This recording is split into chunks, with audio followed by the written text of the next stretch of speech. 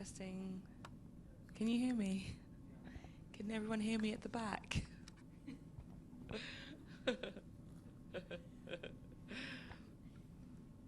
Good morning, ladies and gentlemen, and welcome to Navigation to Leadership.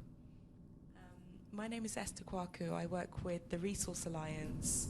We are a non-profit for the social impact sector, and we bring together fundraisers, leaders, thinkers, change makers to share ideas about how to make powerful change in the world. And today, my colleague Ruby and I are going to share some stories about navigating to leadership and women at the grassroots and stories that we've heard. And I'll pass you over to Ruby. Hi, my name's Ruby. As Esther said, I also work for the Resource Alliance. So this session is about successful women, and I think the best way to showcase this is through storytelling. I think storytelling is so important for so many different reasons. About a girl called Geeta. This story for me is incredibly powerful, and it just shows sheer determination. So Geeta lives in India, and she was married at a very young age to a man much older than her. She was forced into this marriage. She fell pregnant when she was 15, and she had a baby. Now, a lot of other children her age were at school playing with their friends, but Geeta was stuck in this marriage, and her husband was incredibly abusive as well, just to add that on top of it. So she was fed up, felt that she was going to be stuck in this situation for the rest of her life. But one day, a women's rights organisation visited her village, and they were talking to people, and she went over to one of the volunteers and asked, what are you doing? And they explained to her that if she really wanted to go back to school, then she could, and they would support her. So it was challenging at first with her current situation, but she persevered and she went back to school. Geeta is now 40 years old. She left her husband. She brought her child up by herself, and she stayed at school, and she's now a practicing lawyer at the district council. Now there are 495 lawyers at this council, and only 5 of them are women, so it's incredible that she was one of them. Not only that, she's in a new relationship with a woman. So she's completely transformed her life. She grasped what she wanted, and she persevered, and she stayed true to who she really was. So this story inspired me so much, it's sort of stuck with me. And although Geeta's background and my background are worlds apart, any challenges that I have faced, they don't even compare with what she's dealt with. But I think that everyone can learn from a story, maybe perhaps not through the details, but through the message behind it. So I pulled apart her story, and I tried to understand what exactly she'd done, and to see if I could learn from it. And I came up with 5 things. So, and I'm going to share them. The first thing was that it is so important to just be yourself. If you're not yourself, you're not going to live the true life that you're meant to live, and nobody else is going to tell you what you want to do. And secondly, is to be proactive. We all know that sitting around and waiting for change to happen, it doesn't work.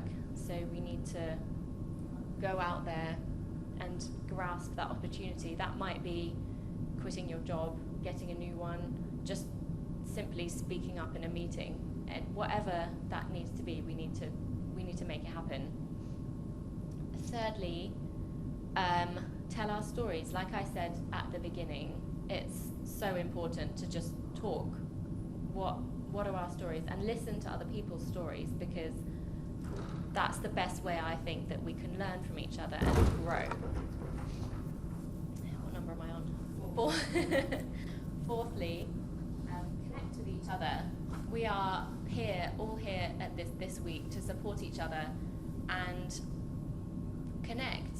We can, of course, do everything by ourselves if we want to, but why would we when we can surround ourselves with like-minded people, people who understand us, people who can help us and who can support us?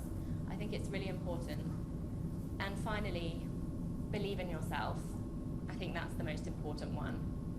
So, in conclusion, there are many other stories out there like Geeta's. I'm sure everyone in this conference has their own story, so let's talk to each other more, continue to learn from each other, share from each other, and hopefully continue to make change.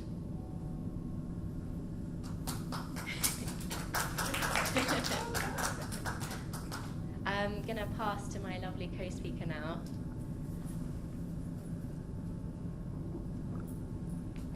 Thank you. Thank you for that story about Geeta. You know, when you started her story, it sounded so sad. I had no idea where it was going to be, to end up that she's an attorney now, and you know, that's a really beautiful way to take things. And I'm sure that there's just so many other girls out there that will be inspired, because I mean, it's really difficult to see a 15-year-old wife, mother, stuck, miserable in an abusive relationship end up the way she did. And so thank you for sharing that wonderful story. And I totally agree with you that, you know, storytelling is such a comfortable and easy way to get messages across, you know. Talking about leadership, women in leadership at grassroots, I think for me the first thing that I love to instill in every woman is that actually every woman is a leader. Every single woman is a leader.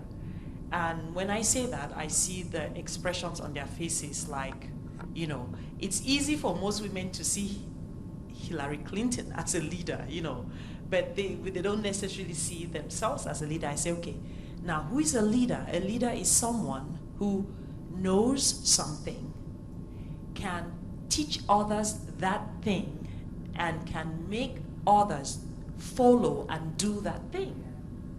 And that's the story of every woman. Even the woman in the village, even the woman who has no education is a leader. Because what does she do? She knows to do something. She teaches her children to do the something. And they follow her to do that thing. And so basically that is leadership, because there's one person who is setting the pace, and then there are other people who are following. So leadership in the corporate world is basically the same thing, but you know, in a more impersonal way. So the first thing I do is, like, every woman is a leader. It just now comes to the understanding that, okay, there are different levels of leadership abilities. So there are leaders of small numbers. You know, some people can manage small numbers very well. A woman can probably handle her 5 children. That would be me. And another woman would be good at, you know, handling a classroom of children, and another a hall full, you know, and another a whole office and stuff like that. So the first thing is knowing that every woman acknowledging and believing that they can lead, but then being realistic. Then the next step is self-examination, now being realistic as to the extent of your leadership ability.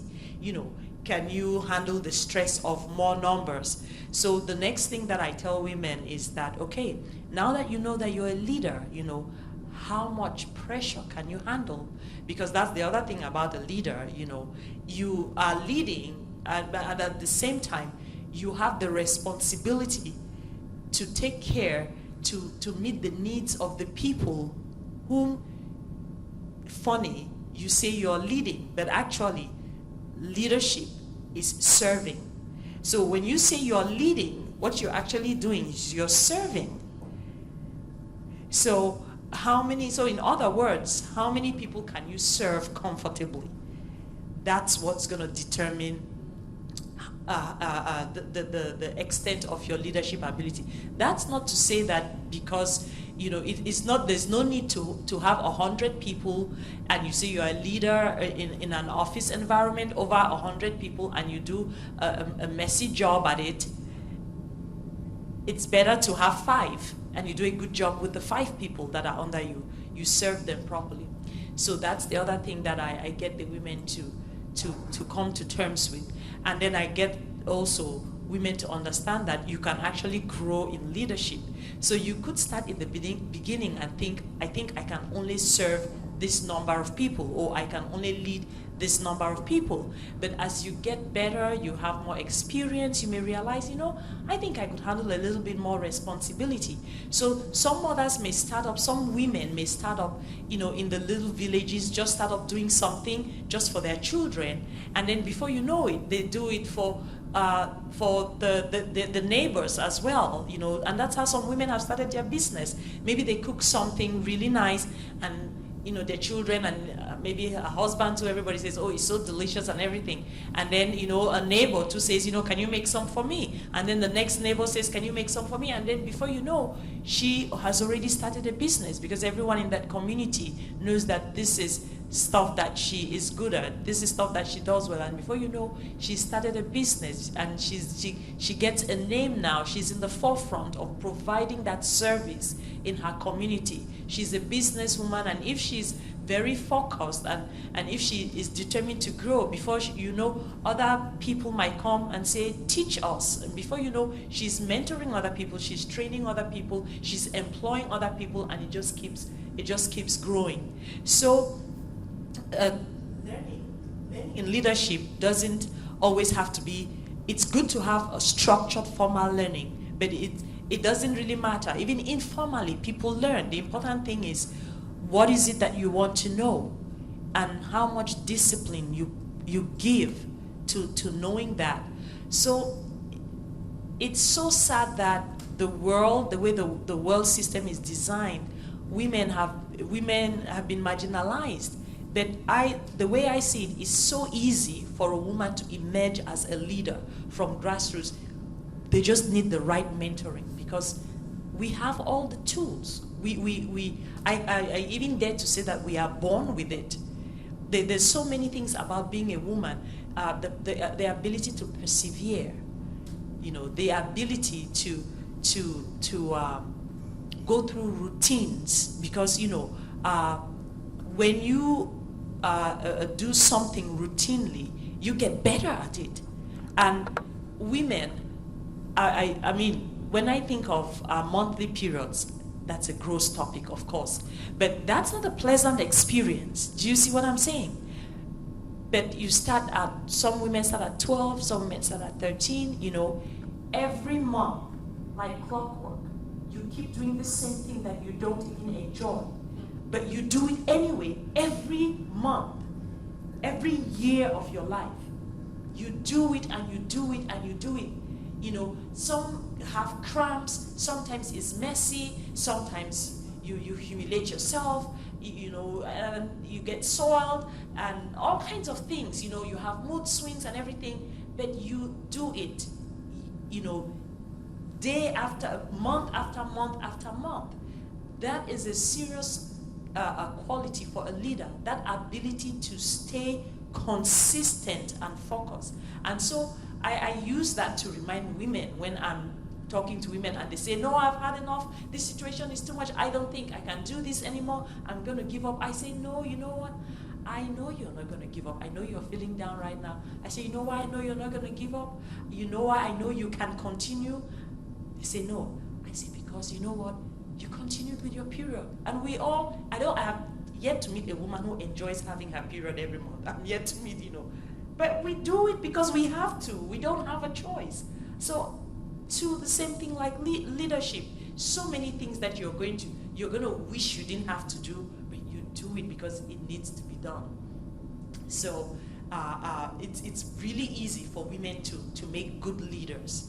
It's not complicated, and it's easy for us to start at grassroots because there's so many small things, tiny little talents and gifts that we have, which are mundane tasks that we do every day. I remember when I was in school many years ago in London, there was a lady, I can't remember which year, she won the award for Businesswoman of the Year. I can't remember which year. And she won that award for making pepper sauce, hot sauce. Yeah, Businesswoman of the Year, hot sauce. So, yeah. So you see what I'm saying? And there are just so many things that we as women, mundane tasks, that's what I call them, those mundane tasks, you do it every day to survive. You kind of start to disrespect it even because it's become ordinary, but you don't realize, you know. I know talking about stories, when you started talking about stories, it inspired me. There was a lady that I knew, her name was Catherine. She had no education whatsoever, so she was cleaning houses. Now, back where I grew up in Cameroon, in Africa, you know, doing a cleaning job is not as sophisticated as the cleaning ladies and gentlemen that we have out here that get paid by the hour. No, you get paid next to nothing.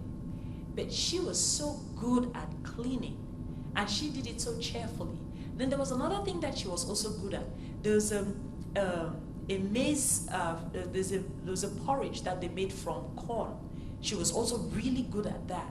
And she used to make this thing and carry it on her head and walk the streets to sell it, then when she sells it, she takes that money and then she buys something else that she needs to take home and cook for her kids. Every day this was her routine. And then there was one day she was walking by a bank to sell this thing that she made from corn. And so she stopped at the bank. Some of the ladies working at the bank wanted to buy this corn thing that she was making. The manager of the bank was a woman. The bank manager was a woman. So she walked in and she was having a fit because the bank was not clean. The cleaning guy hadn't come in. And so, you know, it was filthy. And this lady who was selling, because she wanted them to buy her corn thing, so she said to the ladies, like, okay, take all your time, choose what you want, and I'll be cleaning for you guys. And she started cleaning the office just because she didn't want them distracted, you know, trying to clean up. She wanted them to buy, because if they didn't buy, she wouldn't have anything to feed her children that day. So she decided to clean. She did such an amazing job that the bank manager said, you know what, this other guy is a professional cleaner and he has never cleaned this office the way you have. So he told her, go to human resources, tell them, she wrote a note, go tell them to employ you. You're going to be the cleaning lady for the bank. That was how she got a job as a cleaning lady for the bank. She had no education. And being a worker now in the bank, she was entitled to school fees loans because she was now working. That was how she was able to give her children an education, you know, at least elementary school education, you know. And so it was just exciting that from a mundane thing like cleaning, there she was able to give her children an education, you know. And even as we speak, about 3 weeks ago, her first daughter, who is actually now studying for her PhD, got married. Yeah. And it all started from, you know, just mundane things that we as women, you know, everyday things, you know, that we take for granted, that we think no big deal about it, you know, and we don't pay much attention. And you meet so many women, they don't know what to do. Oh, I don't know what to do. I just tell them, let's sit down. What things do you do every day? And then when they give a list, they give me a list of things that they do every day. By the time they come for the next meeting, I'll have a list of people who do the same things that they do every day and who have become millionaires from doing that thing. And I'll sit with them and say, you know, you see this name of this person, guess what? He does this thing that you said you do. And this is the name of his company, and this is how much he or she makes a year. You know, you see this one and everything, and suddenly their eyes are like, I say, so, you know, we could start from somewhere.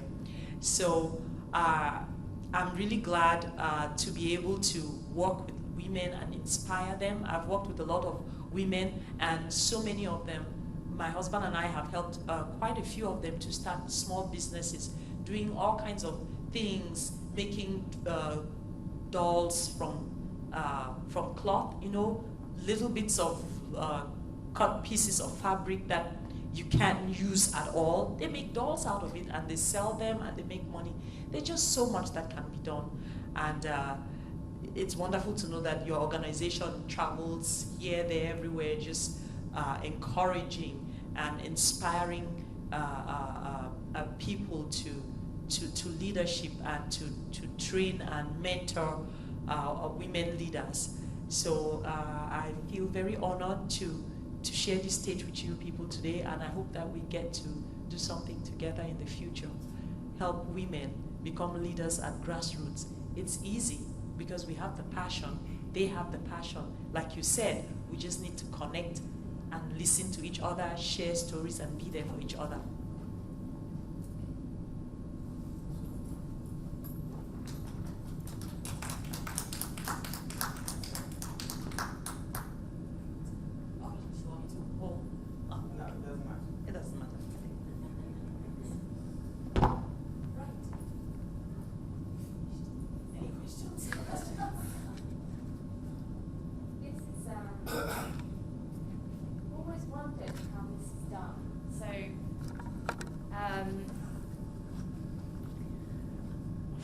You know, coming to a conference like this, it's like you get to see like so many people doing real good things out there in the world, and then like in my own little world back in the UK, I'm just so concentrated on the cash flow, making sure that my own family survive. And I have a stepdaughter who's 20, and I know that she wants to do some volunteering, but whenever she's looked into it, you know, she always feels stuck because it seems like you have to pay to even volunteer these days. So, and then I'm here and I'm like, well, I want to be able to do something. I want to be able to go out there and just do something. But I sit here and I think, how on earth do you do it? Because I feel like if I take my foot off the pedal for a moment, yeah? So I guess my question is, how do you do it? I always think that you have to start with the thing that you have, the thing that gives you joy, the thing that's going to make you, you know, get out of bed every morning. So just say, you know, we all have day jobs, but at the same time, there are things that we feel really passionate about. And I think if you always start with the thing that you absolutely know with conviction that you want to be involved in, so with your stepdaughter, then you just put yourself out there and you make your connections and you take control of meeting people and putting yourself out there. Because I think you're right, it is, you know, for a sector that is so huge, it's incredibly difficult to be a volunteer in your dream, you know, your dream role, right, with a organisation or a charity. It's quite difficult, actually, and we need to find ways to make it more accessible, I think. It's a real challenge. So I think, so for example, last year, I quit my job, actually, a year and a half ago, and I took some time out just to think about what it is I wanted to do. I was in had a leadership position, and I became disillusioned because, you know, I was one of a few women on the board or on senior management team, and it was a really lonely place, and there was all these pressures coming at me from all areas. It was not what I wanted. I knew that, but I knew that I wanted to work with women and girls. I knew that I wanted to go out to Uganda or Tanzania and be close to the causes that I care about, you know, sit under the mango trees and work out with them how they were going to, you know, create their own movement, you know, so that their husbands would stop violating them. You know, that these were the things that on my travels I heard women say, it's like, tell us, you know, teach us how to go out there and teach us how to connect and, you know, show us how to be self-sufficient in our own organisations.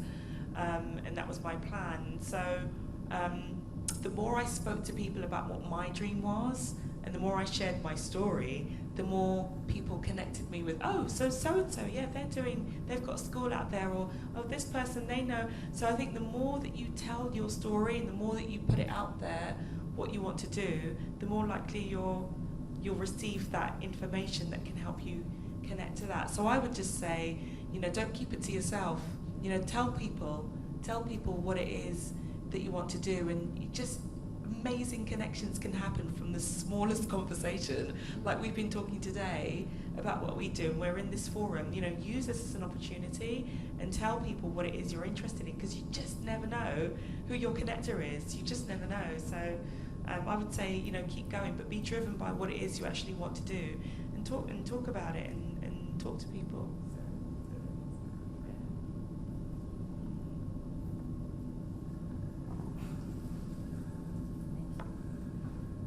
I also just want to add to what you just said there about, seizing the opportunities too, because when you first establish what it is that you want to do, what it is that you enjoy, as you said, be passionate about, you got to watch out for those opportunities.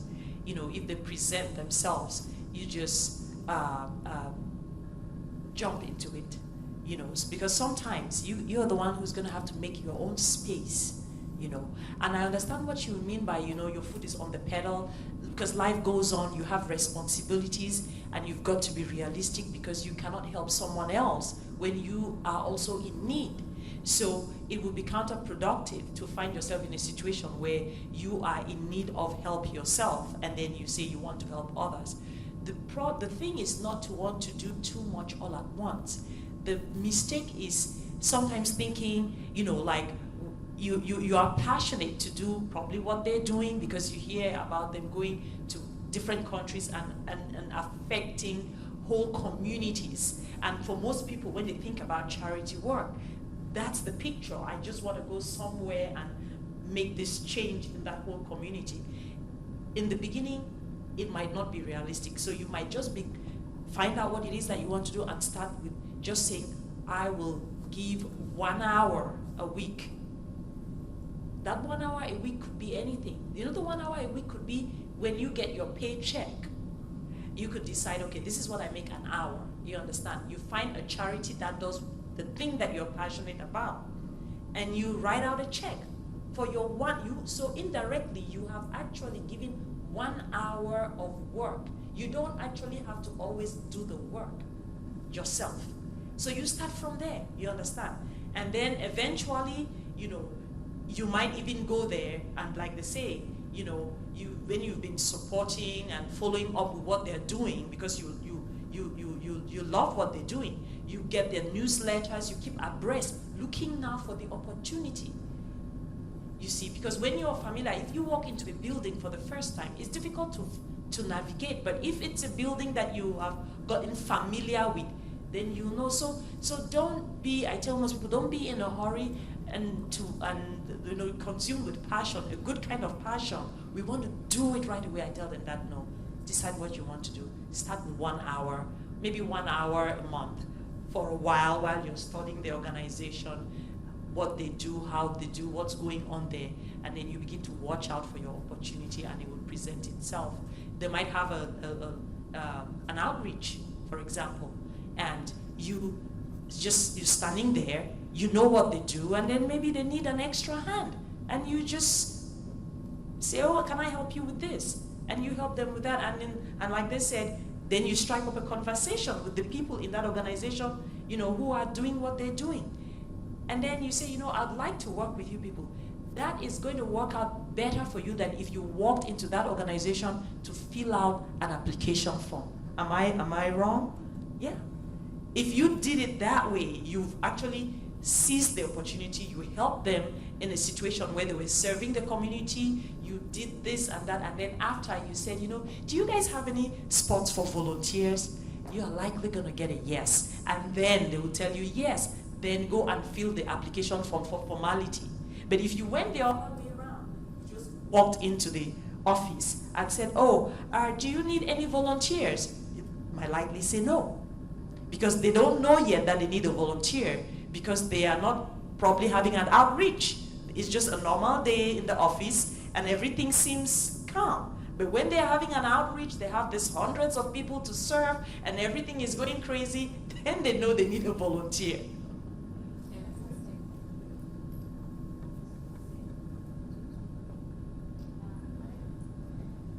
I think I've got anything. You always talk as well. Yeah. Thank you. That was really helpful. I think my husband is incredibly passionate about the cases that are going on in the Congo, and I guess it's a dream really just to take the whole family there. I am the breadwinner for the family, so it's like I'd have to fund it as a family trip. It's not just me. It just wouldn't feel right for me just to go, because I know that it's a passion in all of their hearts. My husband does woodwork, so I guess that would be really, useful, and he cooks really well. And I do healing and teaching on like spiritual self-development and life coaching. My stepdaughter is pretty lost, for her. I don't, when you're saying find what you're passionate about, I think that would be really a real struggle for her. But you've given me some real pointers on how to go about it, and I think that makes a lot of sense to find, a cause that you're passionate about and just, kind of go in at that level. I mean, that's how it works in life anyway, isn't it? Yeah, but sometimes we need somebody to say that for it to click. Thank you. It really clicked when you said that. Yeah, so thank you. Thank you for your time. Talking about your husband and his carpentry skills, I know a missionary, an elderly gentleman and his wife. They were also carpenters like that, and with their skills as carpenters, they have accomplished amazing things. Because then they came to, I think they started the first school, I think in Papua New Guinea, I can't remember, 30 or 40 years ago, and one of the children whom they taught in that school is a pilot today, and how they started by training the locals how to make, using the wood and stuff, So what your husband, I think your dreams are about to come true. And then these people moved over to Cameroon, which is where I grew up. And with those same skills, it makes things easy, because then, in Africa and most other countries, developing countries, the people are very friendly. So it's easy for them to get land to build a school. And they don't need too much in terms of resources, because he's good with the wood. So they get the wood and they build the schools really easy. They can make the benches, they can do so much, and before you know, and then they start teaching. And the school that they built, my children went to that school because of the teaching. That school made history, because in all the national exams, all the children in that school, everybody used to pass, seriously. And it's a national exam, so it's not like the teachers were just being easy on them, because the exams were not even marked in the school.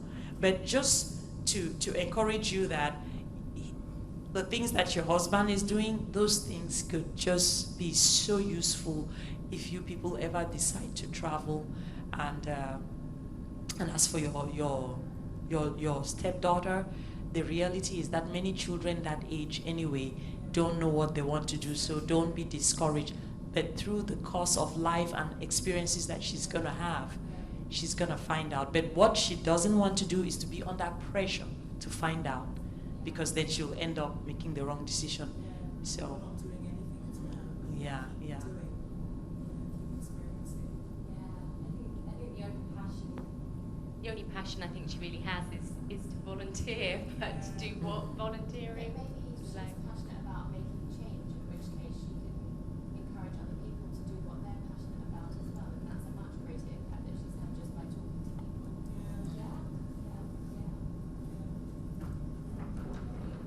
That'd be interesting to know what other organisations she's reached out to, because you might be able to put you in touch with others, because there are so many out there, but providing different experiences, so maybe we can keep in touch. That would be really, that would be really cool. Thank you very much.